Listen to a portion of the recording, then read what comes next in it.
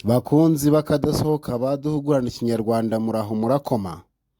Tubanje rwose kubifuriza umugoroba mwiza, haba ari inshuti zacu ziri i Rwanda ahangaha dutetse, mu bihugu bidukikije, ndetse n'ibwotamasimbi tubaguye ibyano. Rwose birantega z'ubuzima zituma tudahoberana buri munsi, ariko mujye mwihangana tuzajya tuganira uko akanya kadusamaje nk'aka ngaka tubonye uyu munsi. Rero amambere nk'uko nabibabwiye ko tujya dusangira tugahugurana ikinyarwanda tugendana n'imigani, insigamigani ndetse n'inkuru ziryoshye mu mashuri twajyaga dusangira, abungu bakaba batakizumva. Nibyo ngibyo rwose twifuza ko twazajya dusangira buri munsi, tukagenda twiga amagambo yabaye ururangiranwa cyangwa se n'amateka abakurambere bacu banyuzemo, twagira icyo dufata cyangwa se twigiramo. Rero n'uyu mwanya unshamaje naje rwose mbateguriye imigani 10 umuntu yakoresha aganira, haba mu buzima busanzwe bwa buri munsi cyangwa se n'igihe aganira n'inshuti ze, atebya, ashyenga ndetse anashaka no kurengura ibyo adashaka kwahuranya ako kanya. Tubahaye ikaze rero. Umugani wa mbere uragira uti: akabaye inkanda amaherezo kabihururu. Ngo akabaye inkanda amaherezo kabihururu. Harimo amagambo akomeye, inkanda ndetse n'ihururu byose bivuga imyenda. Ari inkanda bambaraga kera ndetse n'ihururu abakecuru cyane cyane bakenyeraga, byose ni imyenda. Rero ngo akabaye inkanda amaherezo kaba ihururu, ni ukuvuga ngo ikintu icyo ari cyo cyose kigira iherezo. Ni ukuvuga ngo wa mwenda uragera aho ngaho ugasaza, ugasanga wabaye ihururu. Ihururu umuntu ayifata ni nka ya myenda y'abakecuru bajyaga bakunkumura gutya, bagakunkumura, ariko ugasanga ari ya myenda kenshi yabaga ishaje cyangwa se ikuze. Rero ngo akabaye inkanda amaherezo kaba ihururu, ni ukuvuga ngo buri kintu icyo ari cyo cyose kiba gifite aho kirangirira, nta kitagira iherezo. Buriya ni nk'uko twafata uyu mugani, nta kitagira iherezo. Umugani wa kabiri uragira uti: akabi karimenya imbwa iricyura. Ngo akabi karimenya imbwa iricyura. Buriya aho umuntu ari hose cyangwa se ikintu icyo ari cyo cyose uko kimeze, buriya kizi cyangwa se umuntu azi uko ateye, azi icyamubangamira, azi ikimushimisha. Nayo mpamvu usanga abantu dutandukanye, buri muntu wese aba afite ikimushimisha cyangwa se ikimubabaza. Imyitwarire yacu nubwo tugirwa inama ko twagombye kugira ibyo duhuza, ariko akenshi umuntu yitwara mu buryo bwe. Rero n'ahangaha uyu mugani uvuga ngo akabi karimenya imbwa iricyura.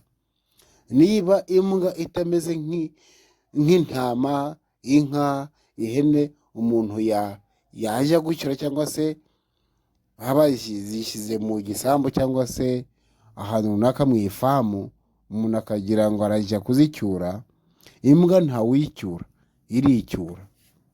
Imbwa rero niba ari itungo umuntu asanga mu rugo, ikanahinda urugo, ariko aho yagiye hose ikaba nta muntu ujya kuyitarura cyangwa se kuyicyura, urumva ko igomba kwimenya nyine.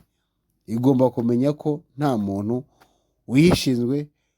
ushinzwe kuyicyura, ko aho yagorobereza cyangwa se aho yajya mu igobe, aho ari hose igomba gutaha kandi ikicyura. Ni ukuvuga rero ngo akabi karimenya imbwa iricyura. Bishatse kuvuga ko buri muntu wese arimenya. Twagiye umugani wa gatatu uragira uti: akabiri kabi karagusarika, ngo akabiri kabi karagusarika. Burya uko umuntu ateye cyangwa se uko umubiri umeze, wamuhinduka cyangwa se ukamubera mwiza agahozagara, burya niko abantu bamubona. Mujya mwumva kenshi cyangwa se uko abanyarwanda duteye, hari igihe umuntu ahita arebera inyuma, yabona umuntu ubyibushye akagira ati uyu muntu wahozagaye rwose ni umukire karahabutaka, cyangwa se yabona umuntu unanutse bati uyu nguyu rwose ntacyo yibereyeho, cyangwa se yabona umuntu yambaye isuti ariko anabyibushye akavuga ati uyu muntu ni umuyobozi. Ugasanga rero umuntu unanutse wiyambariye iyo suti, ukabona abantu baramureba ariko bakamusuzugura, kandi wenda ari we na muyobozi. Kuko murabizi ko twigeze kugira insigamigani, irahari cyane tuzayibagezaho, ivuga ngo nta mutware kabeba, uko waba ungana kose, uko ugaragara, ntabwo byakagombye nibura gutandukanye n'uko abantu bakubona cyangwa se bakumva. Rero hano ngo akabiri kabi karagusarika, uko umubiri wawe umeze cyangwa se uko ufashe, niko ushobora kukugenera uko abandi bakubona cyangwa se bagufata.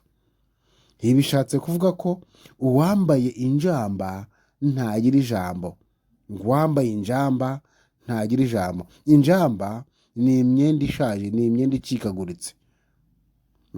Uwambaye injamba ntagira ijambo. Iyo wambaye ibishaje, yewe ntawakunyweraho amazi, niko bajya bavuga, ntawakunyweraho amazi, barakureba bakagushyira mu cyiciro iki n'iki, bakagusuzugura. Ngo uwambaye injamba ntagira ijambo. Rero n'akabiri kabi karagusarika, uko umubiri wawe uteye cyangwa se uko wawufashe, ushobora gutuma ufatwa gutya cyangwa se ugashyirwa mu cyiciro iki n'iki. Niko abantu duteye. Twageze ku mugani wa 4 uragira uti akabemba karuta agaturo. Ngo akabemba karuta agaturo. Burya akabemba ni nk'uko twavuga umuntu ufite ubumuga bw'ingingo. Rero ngo karuta agaturo. Agaturo cyangwa se igituro, umuntu yakigereranya n'umuntu watashye cyangwa se witabye Imana. Rero ngo akabemba cyangwa se umuntu ufite ubumuga bw'ingingo aruta uwapfuye. Umuntu ufite ubumuga bw'ingingo aruta uwapfuye. Akabemba karuta agaturo. Ibi bishatse kuvuga ko ubusabusa buruta ubusabusa. Ubusabusa buruta ubusabusa. Aho kugira ngo umuntu akurembe ikintu, yaguha ubwo busabusa, nibura bwaruta ubusabusa. Ntumva byumvikana? Umugani wa 5 uragira uti akabindi k'ishavu n'ijosi. Ngo akabindi k'ishavu n'ijosi. Uko akabindi gateye murakaruzi, gahera hejuru kagenda kaba kanini. Niba gahera rero hejuru, niba twavuga ngo nibura ku mupfundikizo wako ari gatoya, hasi kakagenda kakaba kanini rwose. Umunwa w'akabindi ni mutoya, ariko wageraho hasi ukaba munini. Rero ngo akabindi k'ishavu n'ijosi.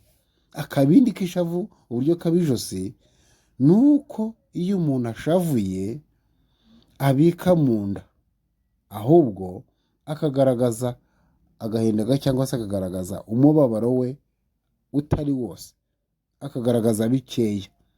Imubabaje akagaragaza bikeya. Rero ijosi umuntu akenshi abika byinshi mu mutima, abika byinshi muri we akagaragaza bikeya. Ni nk'abandi baje bavuga ngo nseka mbabaye, ntibanseka mbabaye. Umuntu akarenzaho agaseka kandi arimo gushira rwose. Rero ngo akabindi k'ishavu n'ijosi ni nk'aho twakavuze tuti umuntu nihisha mu nda. Erega umuntu cyangwa se mu nda h'umuntu ni kure. Mujya mwumva n'amazina abakurambere bacu bitaga abana babo baninura. Rero uyu munsi ntabwo tukibigira, bavuga ngo mu nda ni kure. Ngasanga umuntu bamwise ngo mu nda ni kure Kiriyofasi, cyangwa se mu nda ni kure Gilbert. Ahangaha mu nda ni kure cyangwa se hisha mu nda biba bishaka kugaragaza ko akenshi ishavu umuntu aba arifite cyangwa se agahinda aba afite, akenshi atagaragaza iryo shavu uko ryakabaye, ahubwo agaragaza bike. Twagiye rwose ku mugani wa 6 uragira uti akabi ntigasiga kandi. Rwose ibi ngibi byo birumvikana.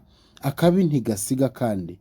Hari igihe umuntu agira ibyago ugasanga bihise bizana n'ibindi. Ugasanga rero iyi akabi ntigasiga kandi ufite ibi n'ibi byakubayeho bibi, ugasanga haje n'undi mwaku cyangwa se n'ibindi bintu bibi bikubaho. Ugasanga rero nyiri ibyago burya imbwa ziramwonera. Ugasanga aho umuntu yanitse ntabwo rwose izuba rivuye, ngo aho umutindi yanitse ntiriva. Ugasanga uko yari yimereye yari agiye kuba gutya na gutya, ati nibura yabona aka n'aka, ugasanga nako arakabuza. Rero ngo akabi ntigasiga kandi byaba bishatse kuvuga neza ko nyiri ibyago imbwa zimwonera. Umugani wa 7 uragira uti akaboko kamenyereye gusaba ntikabura gusahura. Ngo akaboko kamenyereye gusaba ntikabura gusahura. Hano harimo amagambo twashingiraho dusobanura uyu mugani: akaboko, gusaba no gusahura.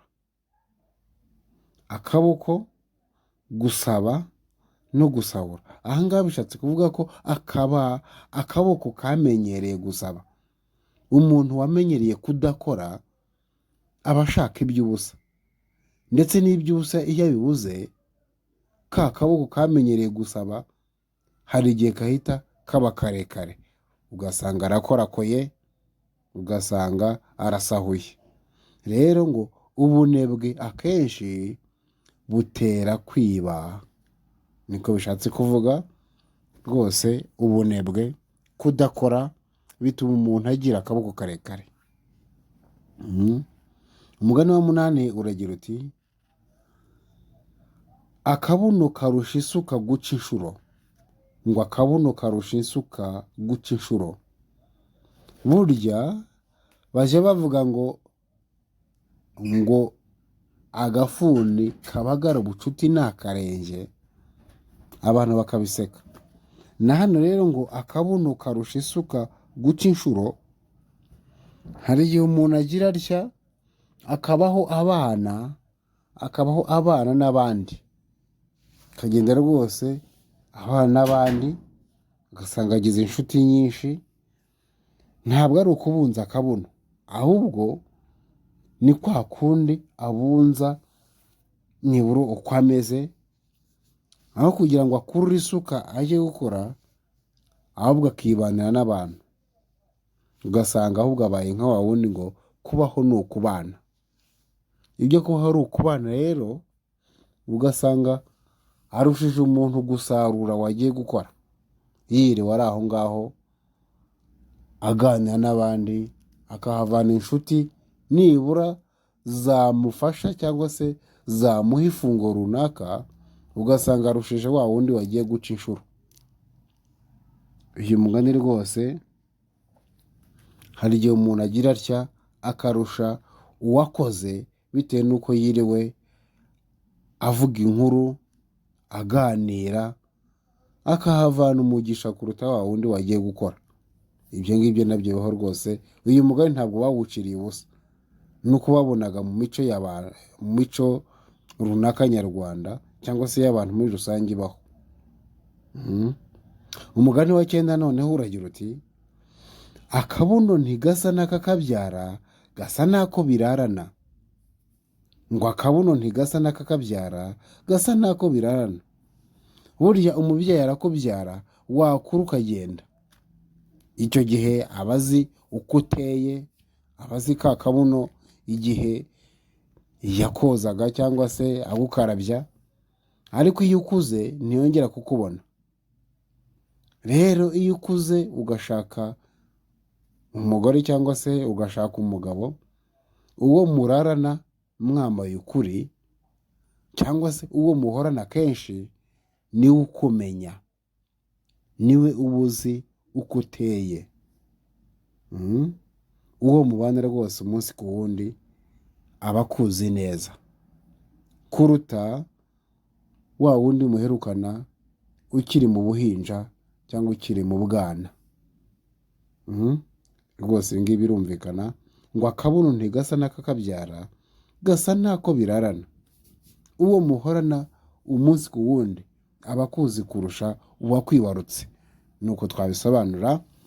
Umugani wa nyuma wa 10 uragira uti akabuza umukobwa inzu arakagendana. Ngo akabuza umukobwa inzu arakagendana. Akenshi na kenshi burya hari igihe umuntu asiga ikimwirukaho, ariko bikaba bidashoboka rwose gusiga ikimurimo. Iyo ni imvugo twese dukunda gukoresha mu buzima bwa buri munsi, ko hari igihe usiga ikikwiruka ariko ntiwasiga ikikwirukankamo cyangwa se ikikurimo. Rero akenshi ibyago byose ni twebwe tubyikururira, nitwe twikururira ikishi, kuko kiturimo cyangwa se uburyo duteye twakikururiye. Rero ngo akabuza umukobwa inzu arakagendana. Ni hahandi ho kuvuga ngo nitwe twikururira ibyago cyangwa se nitwe twikururira ikishi, dukurikije uko duteye, dukurikije ikiturimo, dukurikije uko umutimanama kami ka muntu wadutegetse. Ni ahangaha rero dusoreje ikiganiro cyacu cy'imigani 10 isobanuye, kandi hari umugani waba waguswe cyangwa se tutasobanuye neza ukaba utawusobanukiwe, watwandikira mu bitekerezo tukawugarukaho mu magambo arambuye kugira ngo tugende dusobanukirwa n'iyi migani, kuko twavuze ngo intego yacu ni iyo gusobanura imigani umuntu akamenya aho yawukoresha n'igihe yawukoreshereza, aho kugira ngo tube nk'abandi baza basoma imigani kuva ku wa mbere kugera ku wa 20, kuva ku wa mbere kugera ku wa 50. Nibura twabaha imigani 10 cyangwa se imigani 5, ariko nibura umuntu akayisobanura neza aho umuntu yayikoresha ndetse n'igihe yayikoreshereza. Ngaho rero turabifuriza kugira ishya n'ihirwe, mukagira imbaraga n'imbaduko aho muri hose. Mwari kumwe na Ntakirutimana Alexandre.